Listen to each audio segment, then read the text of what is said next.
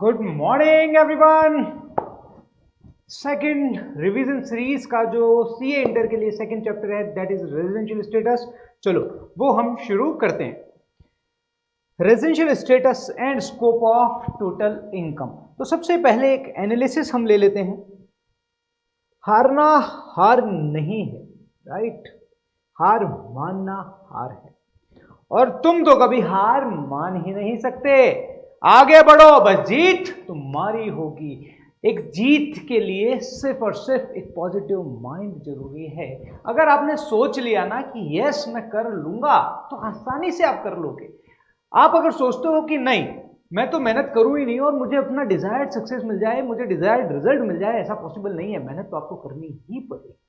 तो इसीलिए हारना हार नहीं है, हार मानना हार है। हार नहीं मानना है, जो डिजायर्ड टारगेट है उसकी तरफ आपको मेहनत करनी ही होगी। चलो अब देखते हैं अपन residential status and scope of total income किस किस तरीके से क्या क्या क्वेश्चंस आते हैं, क्या पैटर्न रहता है, एक बार वो हम गो थ्रू कर लेते हैं। देखो सबसे पहले आपका इसका residential status of individual and company. इसमें जो मेजरली क्वेश्चन बन रहा है that is residential status of individual और कंपनी। अराउंड बहुत बार क्वेश्चन बना है, आप देखोगे ना। तो अगर मई 2016 से जुलाई 2021 तक 5 साल के अटेम्प्ट के सारे एनालिसिस हैं यहाँ पर।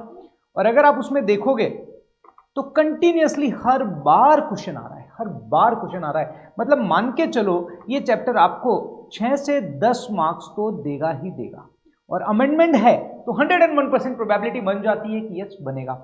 इसमें से एक 10 मार्क्स का क्वेश्चन बन जाता है कभी कभी, कंप्यूटेशन ऑफ टोटल इनकम। मतलब based on the residential status कि अगर आप रेजिडेंट हो, आरओआर हो, आरएनओआर हो या नॉन रेजिडेंट है तो कौन सी इनकम आपके लिए टैक्सेबल होगी, कौन सी इनकम टैक्सेबल नहीं होगी। वो क्वेश्चन आपका बन जाता है 10 मार्क्स का। ठीक है, अब देखो इसमें रेजिडेंशियल स्टेटस ऑफ इंडिविजुअल सबसे इंपॉर्टेंट है, सबसे important residential status of individual. इसको अगर हमने ढंग से कर लिया ना कोई प्रॉब्लम नहीं है। तो मेजरली यही क्वेश्चन आता है। कभी कभार कंपनी का कोई क्वेश्चन आ गया कि रेजिडेंशियल स्टेटस ऑफ कंपनी, वो बताइए। बट मेजरली जो आता है that is residential status of individual. फिर आता है income by way of interest, royalty, fees for technical services. Section 9 income deem to accrue और अराइज इन इंडिया, राइट, देखेंगे। फिर आता है computation of total income based on the residential status. हर बार अगर आता है तो 10 मार्क्स तो आपको देके जाएगा ही जाएगा, ठीक है ना। तो ये मेजरली ये वाले क्वेश्चंस आपको यहाँ पर मिलेंगे, ठीक है ना। चलो अब अपन डिस्कस करते हैं residential status and scope of total income. Residential status and scope of total income. तो सबसे पहले हमें यह देखना है कि यार इस चैप्टर का रिलेवेंस क्या है, क्यों पढ़ा जाता है ये चैप्टर। अगर आपकी इनकम पर टैक्स इंडियन गवर्नमेंट के द्वारा इंपोज होगा या नहीं होगा that is determined based on your residential status. आप कहाँ इनकम अर्न कर रहे हो ये भी देखना पड़ेगा। वो इनकम आपकी टैक्सेबल होगी या नहीं होगी ये देखना पड़ेगा। तो ये तभी हो पाएगा जब हमें रेजिडेंशियल स्टेटस डिटरमाइन होगा। या तो आप रेजिडेंट होंगे या नॉन रेजिडेंट होंगे, ठीक है ना। अपन ने पर्सन की डेफिनेशन देखी थी। पर्सन में individual, HUF, AOP, BOI, artificial judicial person, company, local authority सभी हमने देखे थे, राइट। इन सभी का रेजिडेंशियल स्टेटस देखा जाता है क्योंकि अगर कोई भी इनकम अर्न कर रहा है तो वो इनकम पे टैक्स इंपोज होगी या नहीं होगा ये डिटरमाइंड होगा based on their residential status. अगर इंडियन इनकम है तो वो सभी के लिए टैक्सेबल हो जाएगी, आप चाहे रेजिडेंट हो या नॉन रेजिडेंट। और अगर फॉरेन इनकम है तो वो सिर्फ और सिर्फ रेजिडेंट के लिए ही टैक्सेबल होगी। तो सबसे पहले हम देखते हैं कि ये इंडियन इनकम क्या है और ये फॉरेन इनकम क्या है। देखो सेक्शन 5 आपको बताता है स्कोप ऑफ टोटल इनकम। वो बताता है कि कौन सी इनकम इंडियन इनकम होगी और कौन सी इनकम फॉरेन इनकम होगी। इस चीज को आप अच्छे से समझ लीजिएगा क्योंकि अगर आपने ये समझ लिया है कि क्या इंडियन इनकम है और क्या फॉरेन इनकम है कोई प्रॉब्लम नहीं होगी आपको उसका टैक्सेबिलिटी डिटरमाइन करने के लिए कि किस आदमी के लिए कौन सी इनकम टैक्सेबल करनी है। अगर आपको पता है कि ये इंडियन इनकम है तो यस ये सभी के लिए टैक्सेबल हो जाएगी। ये फॉरेन इनकम है सिर्फ आरओआर या रेजिडेंट के लिए टैक्सेबल होगी, ठीक है ना। तो यस इंडियन इनकम और foreign income. Indian income simple, या तो इंडिया में ड्यू हो गई हो या रिसीव्ड इंडिया में हो गई हो। ड्यू और रिसीव्ड इन इंडिया, या तो इंडिया में ड्यू हो जाए या रिसीव्ड हो जाए तो वो इंडियन इनकम कहलाएगी। ड्यू होने का मतलब क्या होता है? इंडियन रिसोर्सेज को यूटिलाइज करके अगर आपने कोई भी इनकम अर्न की है ना, that is due in India. Indian resources मतलब जल, पानी, हवा, जो भी हमारे इंडिया की लिमिट के अंदर आ रहा है, राइट, इवन ऊपर गगन, राइट, हमारी इंडिया की लिमिट में अगर आ रहा है तो यस, वहां से अगर आपने कोई भी इनकम अर्न की है तो यस, वो इंडियन इनकम, वो ड्यू इन इंडिया कहलाएगी। और जैसे ही ड्यू इन इंडिया होती है वो इंडियन इनकम हो जाएगी। तो ड्यू मतलब इंडियन रिसोर्सेज को यूटिलाइज करके अगर आपने कोई भी इनकम अर्न की हो, that is due in India. और रिसीव्ड हो सकता है कि आपकी इनकम ड्यू हुई हो आउटसाइड इंडिया, बट इंडिया में अगर वो इनकम रिसीव्ड हो जाती है तो उसे भी इंडियन इनकम बोला जाएगा। तो या तो इंडिया में ड्यू हो जाए या रिसीव्ड हो जाए, दैट इज इंडियन इनकम। और फॉरेन इनकम जो ड्यू भी बाहर हुई हो एंड रिसीव्ड भी बाहर हुई हो, due and received outside India, that is foreign income. अगर इंडियन इनकम है तो वो सभी के लिए टैक्सेबल हो जाएगी, टैक्सेबल फॉर ऑल, चाहे आप रेजिडेंट हो या आप नॉन रेजिडेंट हो, सभी के लिए टैक्सेबल हो जाएगी। बट अगर फॉरेन इनकम है तो सिर्फ और सिर्फ रेजिडेंट के लिए ही टैक्सेबल होगी, ठीक है ना। जब हम रेजिडेंशियल स्टेटस देखेंगे तो इंडिविजुअल और एचयूएफ के केस में क्या होगा, सबसे पहले हम देखेंगे रेजिडेंट है या नॉन रेजिडेंट। अगर मान लो कोई भी इंडिविजुअल और एचयूएफ रेजिडेंट हो जाता है तो वहां फर्दर और देखा जाएगा कि क्या वो ऑर्डिनरी रेजिडेंट है या नॉट ऑर्डिनरी रेजिडेंट, राइट। बाकी सभी के केस में सिर्फ और सिर्फ दो चीजें ही होगी, या तो रेजिडेंट या नॉन रेजिडेंट। सिर्फ और सिर्फ इंडिविजुअल और एचयूएफ के केस में देखा जाएगा आरओआर या आरएनओआर। रेजिडेंट अगर हो जाता है इंडिविजुअल और एचयूएफ तो वापस उसे दो पार्ट्स में देखा जाता है, आरओआर या आरएनओआर, राइट। चलो शुरू करते हैं। सबसे पहले रेजिडेंशियल स्टेटस ऑफ इंडिविजुअल, जो बहुत इंपॉर्टेंट है, राइट, जो बहुत इंपॉर्टेंट है। अभी हमने देखा भी था कि एग्जाम में अगर आपसे क्वेश्चन भी पूछा जाता है ना तो almost residential status of individual पे ही पूछा जाता है। चलो, रेजिडेंशियल स्टेटस ऑफ इंडिविजुअल, या तो आप रेजिडेंट होंगे या नॉन रेजिडेंट होंगे। तो अभी हम अपन सबसे पहले देख रहे हैं for the individual. For the individual, इसकी शक्ल थोबड़ा देख के लग रहा होगा ना इंडिविजुअल की बात कर रहा हूं मैं। तो residential status of individual, individual में या तो वो रेजिडेंट होगा या नॉन रेजिडेंट होगा। अब वो रेजिडेंट कब होगा? अगर बेसिक की कोई भी एक कंडीशन अगर वो पूरी कर देता है तब तो वो क्या हो जाएगा, रेजिडेंट, अदरवाइज नॉन रेजिडेंट। हम देखेंगे बेसिक में दो कंडीशन है, उन दो में से अगर आपने एक भी पूरी कर दी तो आप हो जाओगे रेजिडेंट, अदरवाइज नॉन रेजिडेंट। और जैसे ही आप रेजिडेंट हो जाते हो फिर देखा जाएगा कि आप आरओआर हैं या आरएनओआर, रेजिडेंट एंड ऑर्डिनरी रेजिडेंट, और resident but not ordinary resident. अगर दोनों एडिशनल कंडीशन पूरी कर देते हो, दो एडिशनल कंडीशन है, अगर दोनों एडिशनल कंडीशन पूरी कर देते हो तब तो आप हो जाओगे आरओआर, अदरवाइज आरएनओआर, ठीक है। अगर आप दोनों एडिशनल कंडीशन पूरी कर देते हैं तब तो आरओआर, अदरवाइज आरएनओआर। तो सबसे पहले देखते हैं क्या है बेसिक कंडीशन जिसके बेसिस पे आपका डिटरमाइंड होगा कि आप रेजिडेंट हैं या नॉन रेजिडेंट। तो पहली बेसिक कंडीशन है कि ड्यूरिंग द प्रीवियस ईयर आप 182 दिन या उससे ज्यादा हिंदुस्तान में रहे हों। ड्यूरिंग द प्रीवियस ईयर, आप सभी के लिए प्रीवियस ईयर 21-22 है, तो आप क्या देखोगे 21-22 में अगर 182 दिन या उससे ज्यादा इंडिया में रहे हो, राइट, तो आप रेजिडेंट हो जाओगे, ठीक है ना। क्योंकि कोई भी एक कंडीशन अगर पूरी होती है तो आप रेजिडेंट हो जाओगे, अदरवाइज नॉन रेजिडेंट। तो दो कंडीशन है। पहली कंडीशन है कि stay in India greater than equal to 182 days in previous year. अगर मान लो आप बोलते हो सर मैं 182 दिन से ज्यादा नहीं रहा हूं तो मेरे ऊपर फर्स्ट कंडीशन एप्लीकेबल नहीं हो रही है, कोई बात नहीं, आप सेकंड कंडीशन चेक की जाएगी। अगर आप सेकंड कंडीशन में कवर हो गए तो आप रेजिडेंट हो जाओगे, क्योंकि दोनों में से कोई भी एक कंडीशन फुलफिल होना चाहिए। दूसरी कंडीशन क्या है कि आप प्रीवियस ईयर में 60 दिन या उससे ज्यादा इंडिया में रहे हो, प्लस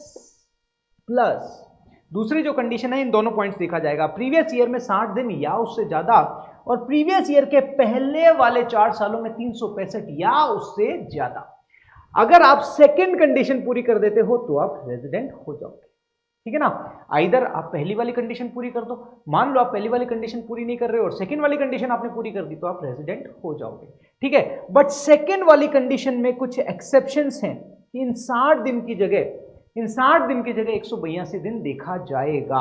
मतलब stay in India greater than equal to 182 days, ठीक है, 182 दिन देखा जाएगा। मतलब कुछ ऐसे केसेस हैं जहां पर 60 दिन को सब्स्टिट्यूट कर दिया गया है 182 डेज। आपका क्वेश्चन होगा सर फिर सेकंड कंडीशन देखने की जरूरत ही नहीं है, क्योंकि अगर पहली फुलफिल हो जाती है तो सेकंड देखने की जरूरत ही नहीं है, और अगर पहले ही फुलफिल नहीं हुई तो ऑब्वियस है ये सेकंड भी फुलफिल नहीं होगी। करेक्ट बोल रहे हो आप, बिल्कुल सही बोल रहे हो। इसीलिए अगर मैं आपको इनडायरेक्टली अगर बोलूं कि कुछ ऐसे केसेस हैं जहां पर सेकंड कंडीशन देखने की जरूरत नहीं है। अगर लीगल लैंग्वेज में जाओगे, लॉ की लैंग्वेज में जाओगे, तो लॉ ने तो ये बोला है कि 60 days will be substituted by 182 days, लेकिन इनडायरेक्टली हम एक चीज बोल दें कि सेकंड कंडीशन देखने की जरूरत नहीं है इन सम केसेस। अब वो केसेस क्या हैं हम देख लेते हैं।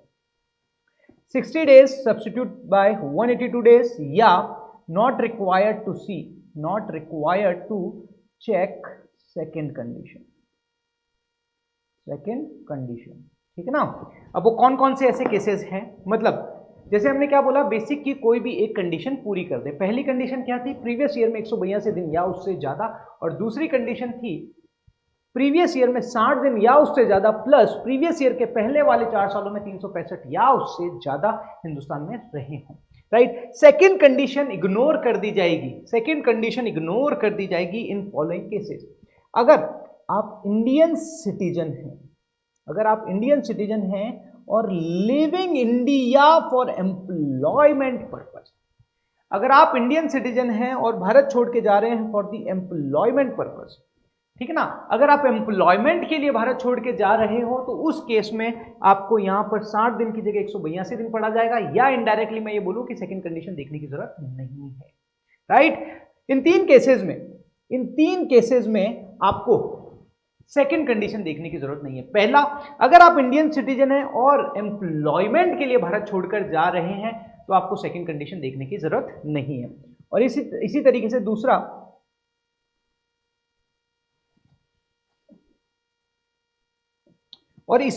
से दूसरा, अगर आप इंडियन सिटीजन हैं और living India as a crew member of Indian ship, अगर आप भारत छोड़ के जा रहे हैं as a crew member of Indian ship, right. पहला हमने क्या देखा था कि आप सिटीजन ऑफ इंडिया हैं और एम्प्लॉयमेंट के लिए भारत छोड़ के जा रहे हो during the previous year, right, तो 60 दिन वाली कंडीशन नहीं देखनी, मतलब सेकंड कंडीशन इग्नोर कर दो। इसी तरीके से दूसरा, इंडियन सिटीजन है और आप भारत छोड़कर जा रहे हो as a crew member of Indian ship, तो उस केस में भी सेकंड कंडीशन आपको नहीं देखनी है, ठीक है ना। These are the exceptions. यहां पर बेनिफिट दिया गया है कि आपको सेकंड कंडीशन देखने की जरूरत नहीं है। अगर आप फर्स्ट कंडीशन फुलफिल करते हो तो ही आप रेजिडेंट होंगे, अदरवाइज नहीं होंगे, ठीक है ना।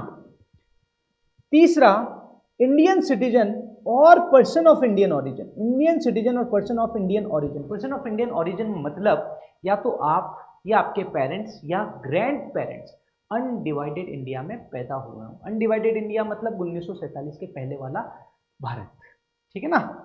अनडिवाइडेड इंडिया में आप, आपके पेरेंट्स या आपके ग्रैंड पेरेंट्स अगर पैदा हुए हैं तो यस, आप पर्सन ऑफ इंडियन ओरिजिन कहलाओगे। अगर आप इंडियन सिटीजन हैं या पर्सन ऑफ इंडियन ओरिजिन हैं हु बीइंग आउटसाइड इंडिया, जो भारत के बाहर रहते हैं, comes to India for any purpose, अगर प्रीवियस ईयर में आप हिंदुस्तान आ रहे हो किसी भी पर्पस से, प्लस आपकी जो टोटल इनकम है other than the foreign source, आपकी जो टोटल इनकम है other than the foreign source की इनकम को यहां पर हटा दिया गया है, मतलब इनडायरेक्टली आपकी इंडियन इनकम की बात की जा रही है।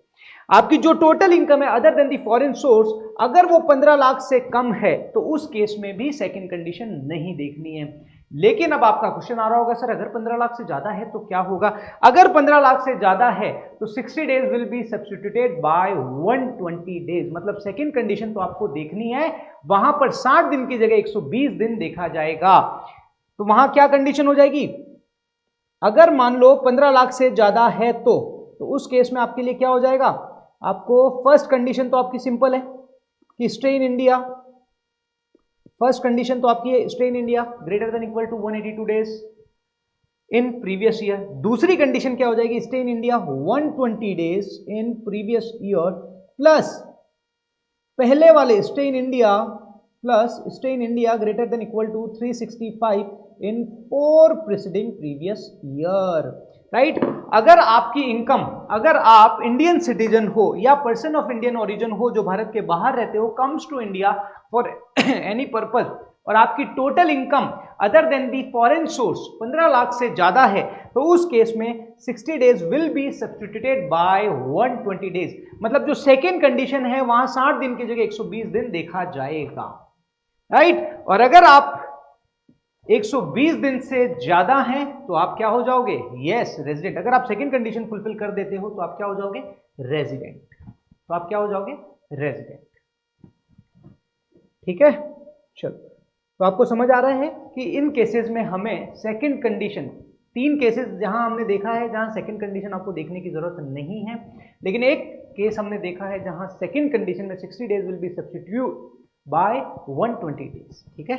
अच्छा, यहां पर एक बेनिफिट दे दिया है कि अगर आप मान लो 120 दिन से ज्यादा और 181 दिन तक अगर हिंदुस्तान में रहते हो तो बाय डिफॉल्ट, अगर आप रेजिडेंट हो भी गए ना, अगर आप रेजिडेंट हो भी गए ना, तो बाय डिफॉल्ट आपको आरएनओआर का दर्जा दे दिया जाएगा। मतलब आपको आरओआर का दर्जा नहीं दिया जाएगा। अगर आप 120 दिन से 181 दिन के बीच में हिंदुस्तान में रहते हो, इवन आपने पहली कंडीशन मान लो पूरी नहीं हुई और सेकंड कंडीशन आपने पूरी कर दी और आप रेजिडेंट हो गए, तो रेजिडेंट होने के बाद में मैंने बोला था कि आपको देखा जाएगा आप आरओआर हो या आरएनओआर हो, राइट। अब आरओआर और आरएनओआर देखने के लिए दोनों एडिशनल कंडीशन देखी जाती है, लेकिन अगर आपका स्टे तीसरे वाले सिनेरियो में, मैं यहां बात कर रहा हूं इस सिनेरियो में, अगर आप 120 दिन से ज्यादा रहे हो, 120 दिन से 181 दिन के बीच में अगर आप रहे हो, तो बाय डिफॉल्ट आपको आरएनओआर का दर्जा दे दिया जाएगा। इवन आपने दोनों एडिशनल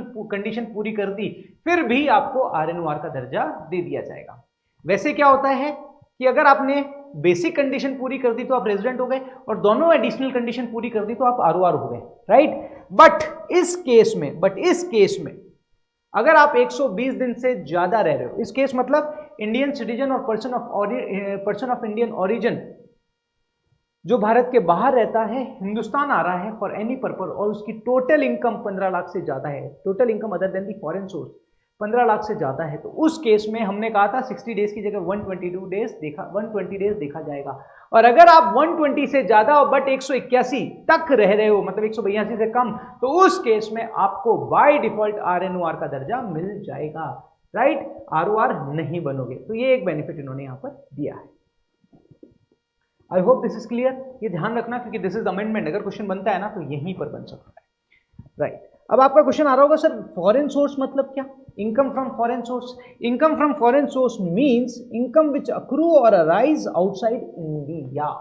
प्योरली बाहर की इनकम विच अक्रू और अराइज आउटसाइड इंडिया। बट अगर ऐसी कोई इनकम एक्सेप्ट, उन्होंने एक्सक्लूड कर दिया है, income derived abroad from business control from India. ऐसी कोई इनकम जो भारत के बाहर बिजनेस से डिराइव हुई है बट उस बिजनेस का कंट्रोल इंडिया से है, तो उसे भी एक्सक्लूड कर दो, वो भी फॉरेन सोर्स की इनकम में कंसिडर्ड नहीं होगी।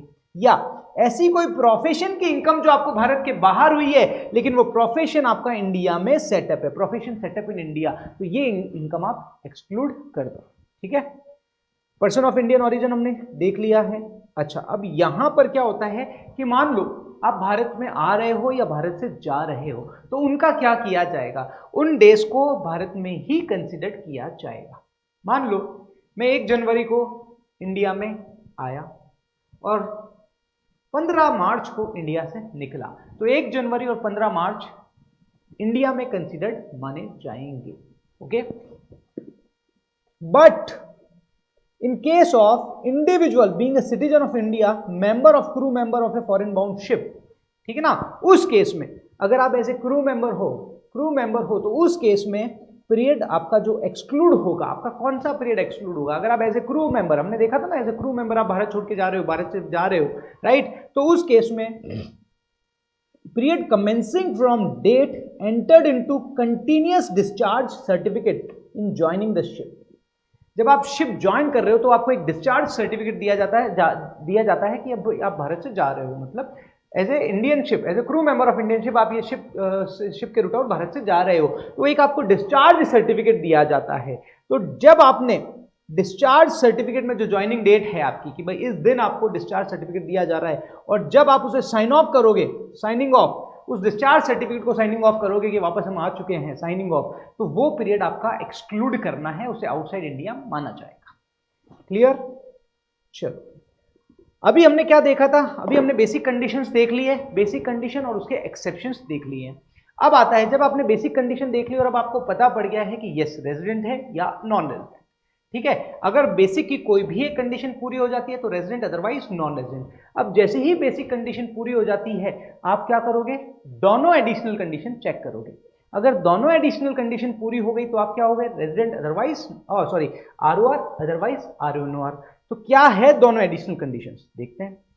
प्रीवियस ईयर के पहले वाले 10 सालों में कोई भी 2 साल आप रेजिडेंट रहे हो, ठीक है ना। पहली एडिशनल कंडीशन क्या है कि प्रीवियस ईयर के पहले वाले 10 सालों में कोई भी 2 साल आप रेजिडेंट रहे हो। रेजिडेंट रहे हो मतलब बेसिक की कोई भी एक कंडीशन पूरी की हो, किन्हीं भी 2 सालों में, 10 प्रीसीडिंग प्रीवियस ईयर में किन्हीं भी 2 सालों में आपने बेसिक की कोई भी एक कंडीशन पूरी कर दी हो।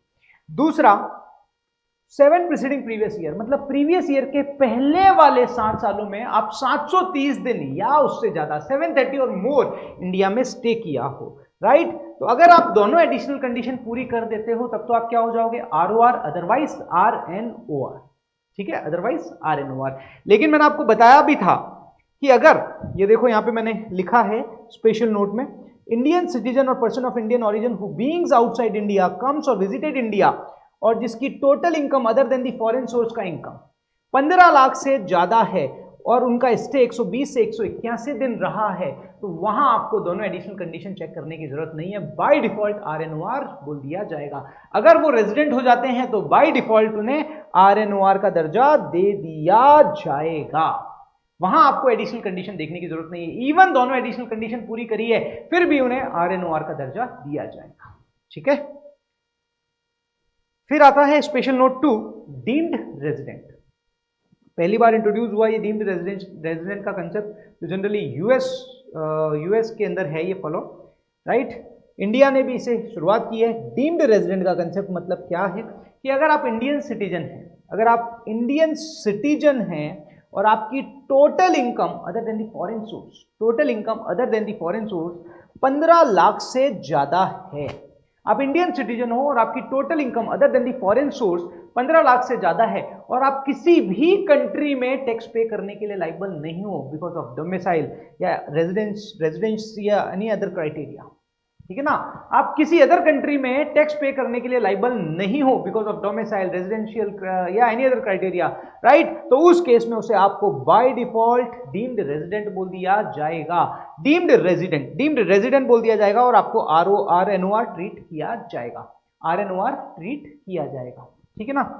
अब आपका क्वेश्चन आ रहा होगा, सर आपने ये बता तो दिया कि इंडिविजुअल के केस में सबसे पहले हम देखते हैं रेजिडेंट है या नॉन रेजिडेंट, फिर सर आपने इसको रेजिडेंट को भी 2 क्राइटेरिया में डाल दिया, ROR और RNOR, बट सर इसका यूज क्या है, क्यों तोड़ा जाता है? देखो मैंने आपको क्या बताया था कि रेजिडेंट के केस में क्या होता है, आप किसी भी दुनिया के किसी भी कोने में कमा लो, चाहे इंडियन इनकम हो या फॉरेन इनकम हो, वो आपके लिए टैक्सेबल हो जाएगी, और नॉन रेजिडेंट के केस में सिर्फ और सिर्फ इंडियन इनकम टैक्सेबल होगी। बट इंडिविजुअल के केस में RNOR और ROR को तोड़ने का जो मेन पर्पस है वो ये है, ROR के लिए एनी इनकम,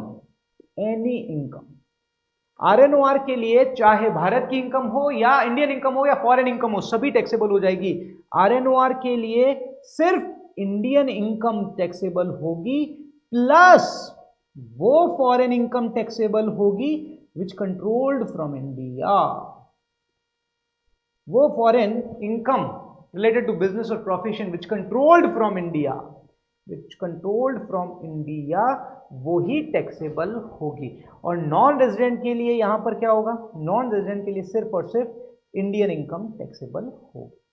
मतलब NR और RNOR में ज्यादा फर्क नहीं है, RNOR भी एक प्रकार से नॉन रेजिडेंट ही है, उसके लिए सिर्फ और सिर्फ इंडियन इनकम ही टैक्सेबल होगी। लेकिन अगर कोई ऐसे बिजनेस या प्रोफेशन की इनकम है which control from India, yes वो RNOR के लिए टैक्सेबल हो जाएगी, बट नॉन रेजिडेंट के लिए वो टैक्सेबल नहीं होगी। दिस इज द रीजन कि हमें ROR और RNOR में उसे डिफरेंशिएट करना होता है। I hope this is clear. चलो अब हम चलते हैं residential status of HUF। HUF मतलब परिवार, हिंदू अनडिवाइडेड फैमिली। यहां पर भी मैंने आपको बताया था कि इंडिविजुअल और HUF के केस में R और NR, रेजिडेंट और नॉन रेजिडेंट देखा जाता है, और जैसे ही आप रेजिडेंट हो जाते हो तो आपका ROR या RNOR चेक किया जाएगा, करेक्ट। तो यहां हम देखेंगे कि अगर HUF का कंट्रोल एंड मैनेजमेंट होली और partly situated in India, Holi और पार्टली सिचुएटेड इन इंडिया, तो वो रेजिडेंट हो जाएगा, otherwise non resident, otherwise non resident, ठीक है ना। अगर HUF का control and management of its affairs Holi और पार्टली सिचुएटेड इन इंडिया, तो उस केस में रेजिडेंट हो जाएगा, अदरवाइज नॉन रेजिडेंट। और जैसे ही HUF रेजिडेंट हो जाता है तो उस केस में देखा जाएगा कि क्या HUF ROR है या RNOR, क्योंकि अगर ROR है तो सारी की सारी इनकम टैक्सेबल हो जाएगी, और RNOR है तो सिर्फ और सिर्फ इंडियन इनकम प्लस वो फॉरेन इनकम जो कंट्रोल्ड फ्रॉम वो फॉरेन इनकम, वो बिजनेस या प्रोफेशन की इनकम फॉरेन की जिसका कंट्रोल्ड इंडिया से है वही टैक्सेबल होगी, राइट। सेम जो अभी हमने इंडिविजुअल के केस में देखा था। अब यहां ROR, HUF ROR और RNOR कब होगा, अगर HUF का कर्ता दोनों एडिशनल कंडीशन पूरी कर देता है, इफ कर्ता of HUF fulfil both additional condition, तब तो क्या हो जाएगा, ROR। देखो HUF रेजिडेंट होगा, ये डिपेंड करता है उनके अफेयर्स पर। If control and management of its affairs Holi और पार्टली सिचुएटेड इन इंडिया, तब तो वो रेजिडेंट हो जाएगा। और फिर देखा जाएगा वो ROR है या RNOR, वहां देखा जाएगा कर्ता अगर दोनों एडिशनल कंडीशन पूरी कर देता है तब तो ROR, otherwise RNOR। I hope this is clear. अब आता है residential status of form, AOP, BOI, artificial judicial person. इनके केस में देखा जाएगा सिर्फ और सिर्फ रेजिडेंट और नॉन रेजिडेंट। अगर control and management of its affairs fully और पार्टली सिचुएटेड इन इंडिया, तब तो resident, otherwise non resident, that's it, simple. अब कंपनी के केस में भी यही देखा जाएगा, या तो रेजिडेंट या नॉन रेजिडेंट। तो अगर इन डोमेस्टिक कंपनी, अगर इंडियन कंपनी है तो बाय डिफॉल्ट वो रेजिडेंट होगी, और अगर फॉरेन कंपनी है तो वहां देखा जाएगा अगर उनका poem place of effective management, इसे ढंग से सुनना क्योंकि ये क्वेश्चन आ चुका है, राइट। कंपनी के केस में देखा जाएगा, या अगर इंडियन कंपनी है उनमें देखा यही जाएगा रेजिडेंट या नॉन रेजिडेंट, बट अगर इंडियन कंपनी है तो बाय डिफॉल्ट उसे रेजिडेंट बोला जाएगा, और अगर फॉरेन कंपनी है तो वहां देखा जाएगा कि अगर पोयम इंडिया में सिचुएटेड है, प्लेस ऑफ इफेक्टिव मैनेजमेंट, अगर पोयम इंडिया में सिचुएटेड है तब तो resident, otherwise non resident.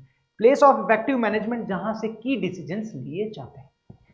Poem means a place where key management and commercial decisions that are necessary for the conduct of the business of any entity as a whole are in substance met, ठीक है ना, जहां से की management decisions लिए जाते हैं, that is poem, place of effective management. अगर पोयम इंडिया में सिचुएटेड है तब तो रेजिडेंट हो जाएगा, अदरवाइज नॉन रेजिडेंट, राइट। तो अभी हमने देख लिया है रेजिडेंशियल स्टेटस ऑफ सभी का, किस तरीके से हम किसका रेजिडेंशियल स्टेटस डिटरमाइन कर सकते हैं। इंडिविजुअल के केस में हमने देख लिया है कि या तो रेजिडेंट होगा या नॉन रेजिडेंट होगा। रेजिडेंट होने के लिए बेसिक की कोई भी एक कंडीशन पूरी हो, राइट। अब जैसे ही आप रेजिडेंट हो जाते हो उसके बाद देखा जाएगा कि आप ROR हैं या RNOR, वहां देखा जाएगा दोनों एडिशनल कंडीशन अगर आप पूरी कर देते हो तब तो आप ROR हो जाओगे, अदरवाइज RNOR, ठीक है। फिर हमने HUF का देखा इसी तरीके से form, local authority, artificial judicial person, AOP BOI का देखा, और इसी तरीके से हमने कंपनी का देखा है। तो हमने सभी का रेजिडेंशियल स्टेटस यहां पर देख लिया है। तो अब हम आगे डिस्कस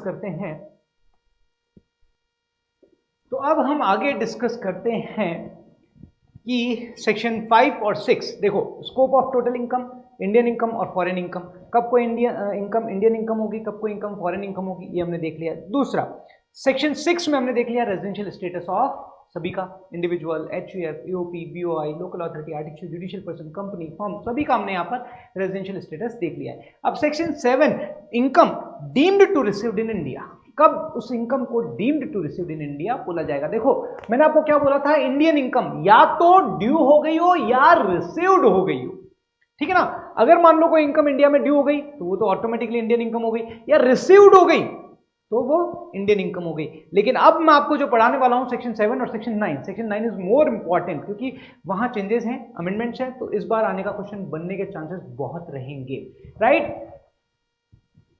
तो सेक्शन 7 वो बोलता है कि भले ही इनकम हो सकता हो आपको फॉरेन में रिसीव्ड हो रही हो या फॉरेन में ड्यू हो रही हो, है ना। देखो इनकम सबसे पहले सेक्शन 7 देखते हैं, फिर देखेंगे section 9 income deem to accrue और राइज इन इंडिया। पहले हम देखते हैं income deem to received in India. उसे deem to received in India माना जाएगा। हो सकता है वो इनकम आपकी फॉरेन में रिसीव्ड हो रही हो, बट फिर भी उसे deem to received in India बोला जाएगा, राइट, बाय डिफॉल्ट। इस तरीके से सेक्शन 9 में हम देखेंगे हो सकता है वो इनकम ड्यू भारत के बाहर हो रही हो, लेकिन उस इनकम को हम डीम टू अक्रू और rise in India, due in India ही मानेंगे, ठीक है ना। मतलब उन्होंने बोल दिया है that is deeming provision, section 7 और सेक्शन 9। सेक्शन 7 तो आपको ऐसा लगेगा कि नहीं नहीं सर ये तो इंडियन इनकम ही है, क्लियर कट इंडियन इनकम है। चलो कंट्रीब्यूशन, पहला अगर आपका पीएफ अकाउंट में, अगर आपका पीएफ अकाउंट में आपका एम्प्लॉयर कंट्रीब्यूशन कर रहा है, राइट, 12% से ज्यादा, क्योंकि 12% तक तो एग्जेम्प्ट हो जाता है, 12% से ज्यादा अगर एग्जेम्प्ट है, सॉरी 12% से ज्यादा, 12% से ज्यादा जो भी कंट्रीब्यूशन एम्प्लॉयर कर रहा है आपके पीएफ अकाउंट में, वो आपके लिए deem to received in India बोला जाएगा, ठीक है ना। Contribution in excess of 12% of salary to recognise provident fund, वो क्या हो जाएगा, deem to received in India बोला जाएगा। और सेम अगर इस पे इंटरेस्ट आपको 9.5% से ज्यादा मिलता है, क्योंकि 9.5% तक तो एग्जेम्प्ट हो जाएगा, 9.5% से ज्यादा मिलता है तो आपका deem to received in India बोला जाएगा, राइट। दूसरा, अगर सेंट्रल गवर्नमेंट के द्वारा या किसी एम्प्लॉयर के द्वारा आपकी जो एनपीएस है, न्यू पेंशन स्कीम, या सेंट्रल गवर्नमेंट की नोटिफाइड पेंशन स्कीम में अगर कंट्रीब्यूशन किया जा रहा है तो उसे भी deem to received in India बोला जाएगा।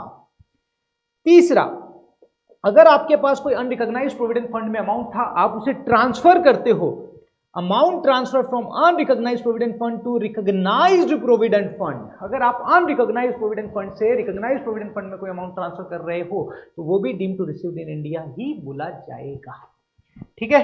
तो section 7 income deem to received in India. अब हम देखते हैं सबसे important, this is really important, आप लिख लो इस बार यहां से 5 से 10 मार्क्स का क्वेश्चन बनने की प्रोबेबिलिटी है, तो इसे ढंग से समझना और बहुत आसान है, क्लियर।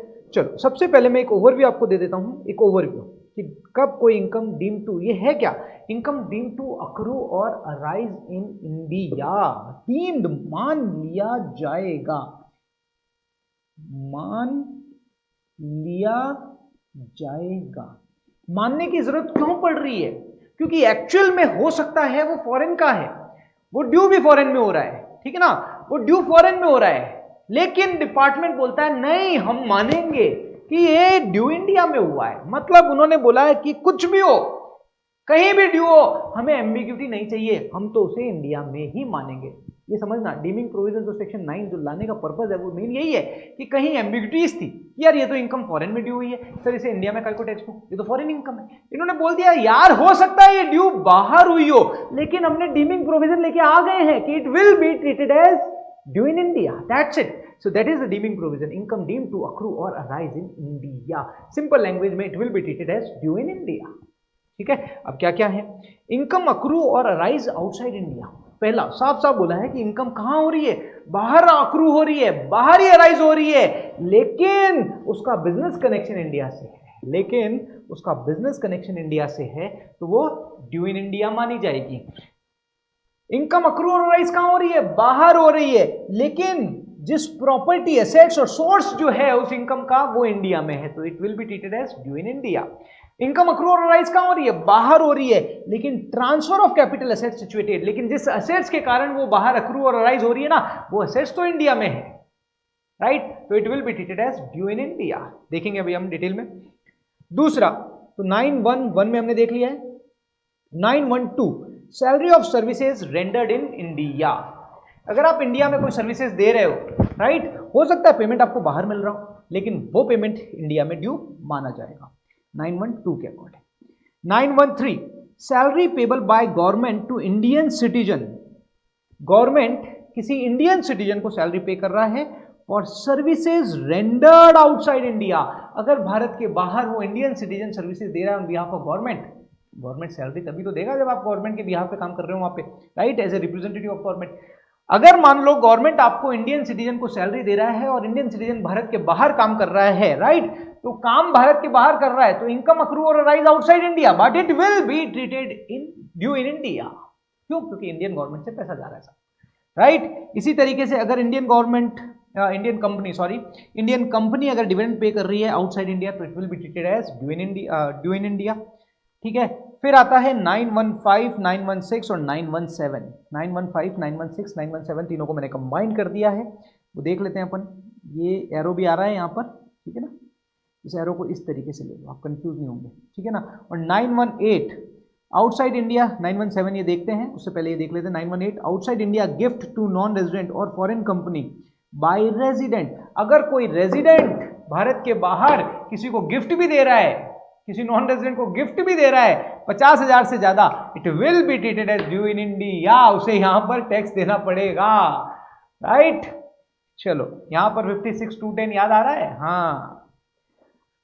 चलो अब हम देखते हैं कि अगर मान लो इंटरेस्ट, रॉयल्टी या फीस फॉर टेक्निकल सर्विसेज जो पेबल है, पेबल बाय, इसको मैं डिटेल में भी वापस बताऊंगा, बट एक ओवरव्यू भी आपको दे रहा हूं, ठीक है ना। जो पेबल है गवर्नमेंट के द्वारा, ठीक है ना, गवर्नमेंट के द्वारा पेबल है या रेजिडेंट के द्वारा पेबल है या नॉन रेजिडेंट के द्वारा पेबल है। अब वापस सुनना, अगर कोई गवर्नमेंट, इंडियन गवर्नमेंट अगर interest, royalty, fees for technical services pay कर रही है तो it will be treated as due in India. वो कहीं के लिए भी पे करे, इररिलेवेंट। हो सकता है इनकम अक्रू और राइज बाहर हो रही हो, देखो 9 के अंदर सारे प्रोविजन वही हैं जहां इनकम अक्रू और राइज कहां हो रही है, outside India, but it will be treated as deemed in India. अगर मान लो इंडियन गवर्नमेंट ने इंटरेस्ट का, रॉयल्टी का या फीस फॉर टेक्निकल सर्विसेज का पेमेंट किया है तो जो भी रिसिपिएंट है उसके लिए वो इंडियन इनकम मानी जाएगी, दैट्स इट, बहुत क्रिस्टल क्लियर। इसी तरीके से अगर किसी रेजिडेंट ने इंटरेस्ट, रॉयल्टी और फीस फॉर टेक्निकल सर्विसेज का पेमेंट किया है तो it will be treated as Indian income, it will be treated as Indian income, ठीक है ना। इफ सच एक्सपेंसेस, अब वो जो लोन मान लो इंटरेस्ट पे कर रहा है या रॉयल्टी का पे कर रहा है या एफटीएस है ना, फीस फॉर टेक्निकल सर्विसेज, वो जो पे कर रहा है, such expenses incurred for business, profession या other source of income carried in India. Resident जो इंडिया में उस पैसे को यूज ले रहा है फॉर एनी सोर्स, बिजनेस के लिए, प्रोफेशन के लिए या any other source, right, any other income earn करने के लिए अगर वो उस पैसे को इंडिया में ले रहा है, उसके कारण वो इंटरेस्ट, रॉयल्टी या fees for technical services pay कर रहा है तो it will be treated as Indian income, that's it. Recipient कोई भी हो, it will be treated as Indian income. मान लो भरत रूनीवाल है, भरत रूनीवाल ने क्या करा, लोन लिया। अब लोन को यूटिलाइज कहां किया, मैं रेजिडेंट हूं, है ना, मैंने उस लोन लिया, लोन को यूटिलाइज कहां किया, मेरा जापान के अंदर एक प्रोजेक्ट चल रहा है वहां पर यूटिलाइज किया। तो क्या मेरा बिजनेस, क्या कोई प्रोफेशन या एनी अदर सोर्स इन इंडिया है क्या, नहीं है, मेरा सोर्स है आउटसाइड इंडिया, तो उस केस में वो इंडियन इनकम नहीं कहलाएगी, ठीक है ना, वो इंडियन इनकम नहीं कहलाएगी। अगर मान लो मैंने जापान के किसी व्यक्ति से लोन लिया और जापान में मैंने काम कर रहा हूं, मैं हूं रेजिडेंट, ठीक है ना, अब मैं क्या कर रहा हूं, मैं जापान के आदमी को इंटरेस्ट का पेमेंट कर रहा हूं, बट वो इनकम अक्रू और राइज कहां हो रही है, आउटसाइड इंडिया, राइट। तो क्या वो इंडियन इनकम बोली जाएगी, नहीं बोली जाएगी, क्यों, क्योंकि मैं जो बिजनेस, प्रोफेशन या अदर सोर्स क्रिएट कर रहा हूं वो आउटसाइड इंडिया कर रहा हूं। अगर मैं वो जापान के आदमी से लोन लेता और वो पैसा इंडिया के किसी बिजनेस, प्रोफेशन या अदर सोर्स में इन्वेस्ट करता तो यस, डीमिंग प्रोविजन लग जाता, ये चीज ध्यान रखना, ठीक है, इन केस ऑफ रेजिडेंट वाला। अब नॉन रेजिडेंट वाले में क्या है कि अगर मान लो नॉन रेजिडेंट अगर किसी को इंटरेस्ट का, रॉयल्टी का या फीस फॉर टेक्निकल सर्विसेज का पेमेंट कर रहा है तो it will be treated as due in India if such expenses जो वो कर रहा है बिजनेस और profession in India, carried in India, उसके लिए कर रहा है, राइट। अगर वो इंटरेस्ट, रॉयल्टी और फीस फॉर टेक्निकल सर्विसेज का जो पेमेंट कर रहा है नॉन रेजिडेंट, वो पैसा क्यों कर रहा है, क्योंकि उसका कोई बिजनेस या प्रोफेशन इन इंडिया है, तो it will be treated as due in India.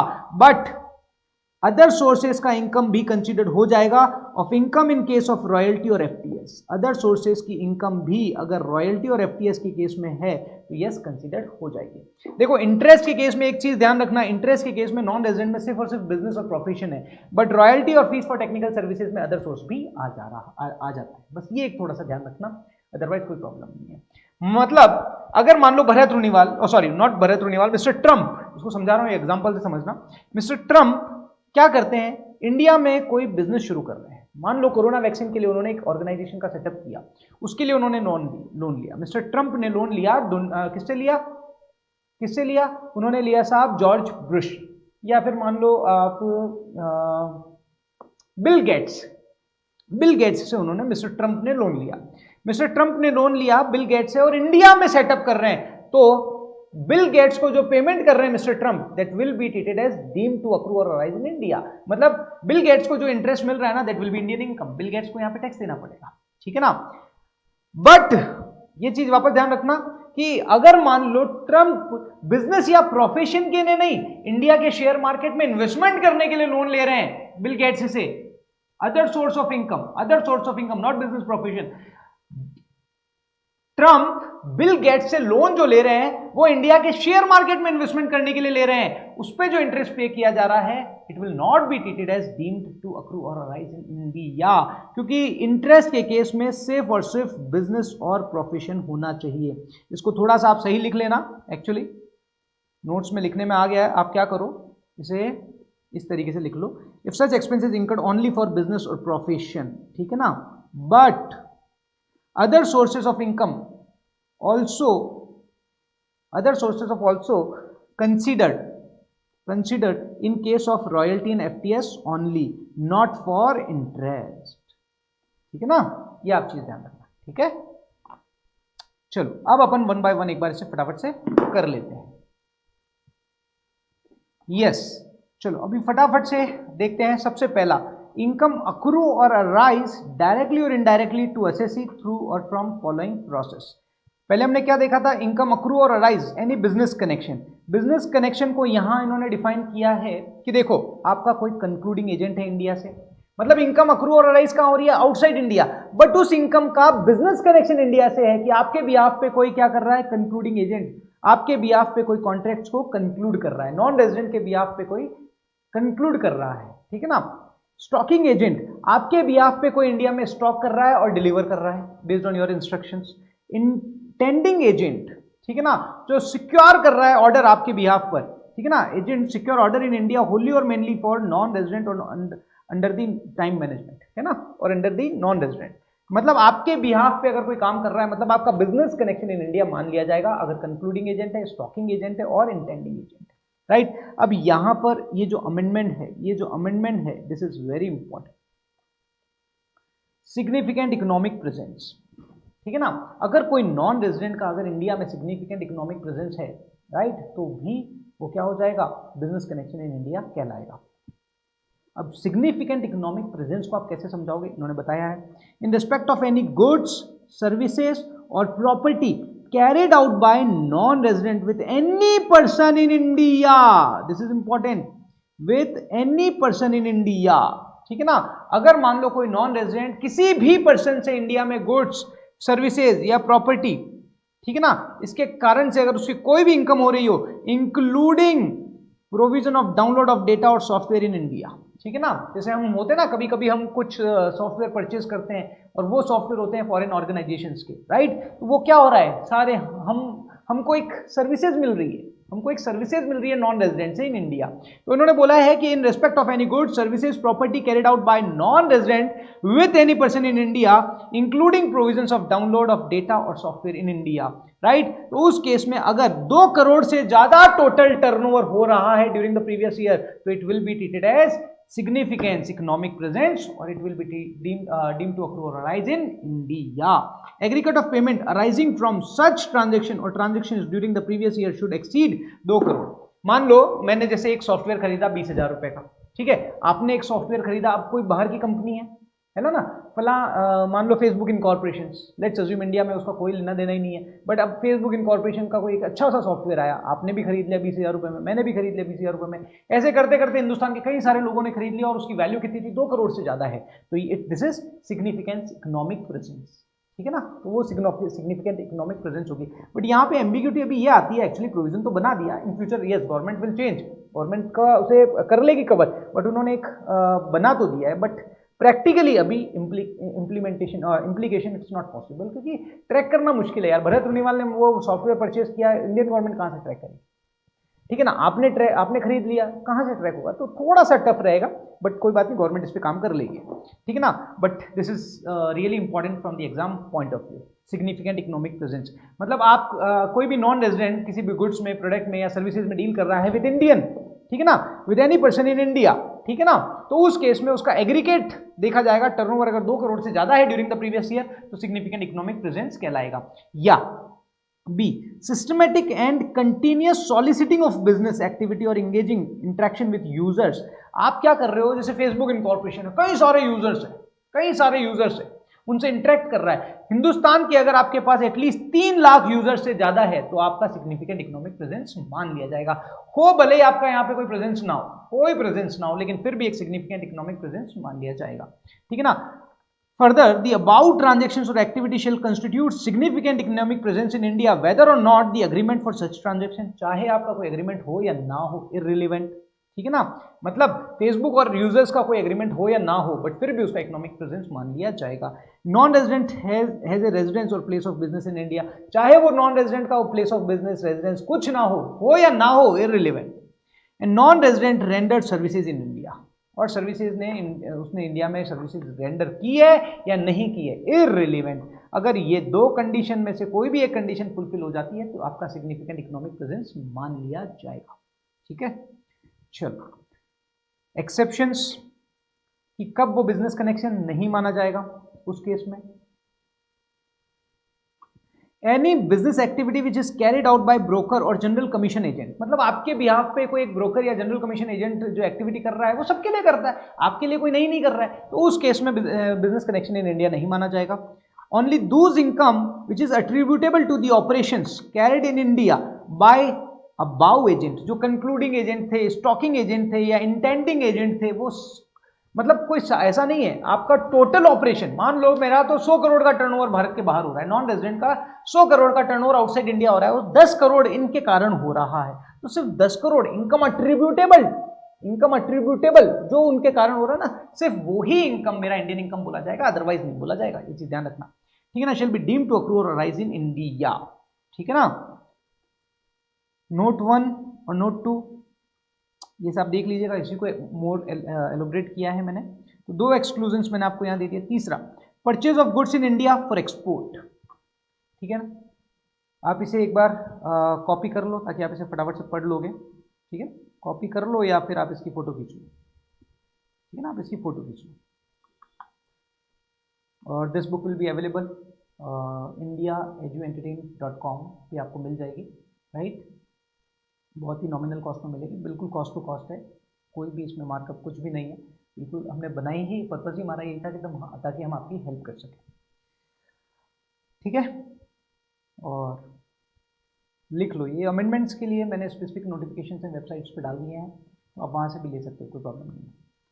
ठीक है, देखो एक्सक्लूजन्स में हमने 2 एक्सक्लूजन्स देख लिए। तीसरा, अगर purchase of goods in India for export, अगर आप इंडिया में परचेज कर रहे हो गुड्स एक्सपोर्ट के लिए तो बिजनेस कनेक्शन इन इंडिया नहीं माना जाएगा। Collecting news and views in India for transmission out of India, आप इंडिया में आ रहे हो न्यूज और व्यूज लेने के लिए, राइट, और फिर भारत के बाहर आप उसे चलाओगे, चलाओ ना, कोई प्रॉब्लम नहीं है। Shooting of cinematographic film in India, अगर आप यहाँ पर शूटिंग के, जैसे कोई बाहर की हॉलीवुड की मूवी है वो यहाँ पे आ रही है तो उसका कोई बिजनेस कनेक्शन नहीं बोला जाएगा, यहाँ पे शूटिंग के लिए आ रहे हैं वो तो यार। Activity is confined to display of rough diamond is in special zone notified by the central government, अगर आप रफ डायमंड्स डिस्प्ले कर रहे हो जो नोटिफाइड है सेंट्रल गवर्नमेंट के द्वारा स्पेसिफिक जोन वहां पर, ठीक है, तो कोई प्रॉब्लम नहीं है, बिजनेस कनेक्शन नहीं माना जाएगा। ठीक है, दूसरा, पहला अपन ने क्या देखा, बिजनेस कनेक्शन इन इंडिया। ठीक है, दूसरा है इसमें कि आपकी इनकम अक्रू और अराइज हो, इनकम पहला हमने देखा था इनकम अक्रू और arise outside India but business connection in India, वो हमने समझ लिया। दूसरा, any property in India, any property in India, आपकी जो इनकम अक्रू और अराइज हो रही है आउटसाइड इंडिया, लेकिन वो प्रॉपर्टी तो इंडिया में है जिसके कारण आपकी इनकम हो रही है। मान लो ट्रंप ने बिल गेट्स को बोला यार मेरा मकान है इंडिया में, पूना के अंदर मेरा मकान है, ऐसा कर मैं तेरे को किराए पे दे देता हूँ, तो मेरे को ना 20 लाख रुपए महीने का किराया देते, मतलब 2.5 करोड़ रुपए अप्रोक्स पकड़ लो साल भर का। तो ट्रंप साहब ने क्या कहा बिल गेट्स को कि ये देखो आपको मेरे इंडिया में प्रॉपर्टी चाहिए, ये लो, ये मैं दे रहा हूँ आपको किराए पे, 2.5 करोड़ रुपए आप मुझे यहाँ पे दे दो, यूएसडी में देना। तो डील इनकम अक्रू और राइज कहाँ हो रही है, यूएस में हो रही है, बट प्रॉपर्टी तो इंडिया की है ना, जिसके कारण ये इनकम अक्रू और राइज हो रही है। तो yes, it will be treated as deemed to accrue और राइज इन इंडिया, मतलब सिंपली न्यू इन इंडिया माना जाएगा। सेम कैपिटल गेन, अब वो बोलता है किराए पे नहीं दे रहा हूं मैं, तो नहीं, मैं तो बेच रहा हूं आपको ये प्रॉपर्टी, लो मेरे को तो इतना पैसा दे दो, पैसा यूएसडी में आ रहा है, कहां आ रहा है, यूएस में आ रहा है, बट प्रॉपर्टी कौन सी है? इंडिया की, तो it will be treated as due in India. Correct. चलो, बाकी मैंने आपको समझा दिए हैं, ठीक है ना। एक बार मैं यहाँ पे बता देता हूँ, अगर और कोई टफ पॉइंट हो, दिस इज इंपॉर्टेंट, तो मैंने आपको बता दिया। यहाँ पे चेंजेस थे। Salary of services rendered in India, simple है कि अगर मान लो आप सर्विसेज कोई भी, मान लो कोई नॉन रेजिडेंट इंडिया में आकर सर्विसेज दे रहा हो, उसको उसका पेमेंट मिल रहा है, राइट, उसको उसका पेमेंट मिल रहा है, yes, it will be treated as due in India, ठीक है ना। इसी तरीके से गवर्नमेंट अगर इंडियन सिटीजन को, ठीक है ना, जैसे मान लो जैसे इंडिया में होती है ना India foreign embassies, UK embassies, US embassies, वैसे अगर आप यूएस में जाओगे, यूके में जाओगे, तो वहाँ इंडियन एम्बेसीज भी होती है, वहाँ इंडियन एम्बेसीज में हिंदुस्तान गवर्नमेंट के लोग होते हैं, राइट। तो salary payable by government to Indian citizen, जो सर्विसेज कहाँ दे रहा है? भारत के बाहर दे रहा है, तो it will be due in India माना जाएगा, ठीक है। चलो, हमने ये सारा देख लिया है, आई होप आपको समझ में आ गया होगा। बस ये थोड़ा सा आप ध्यान रखना, मैं एक बार और एक्सप्लेन कर देता हूँ।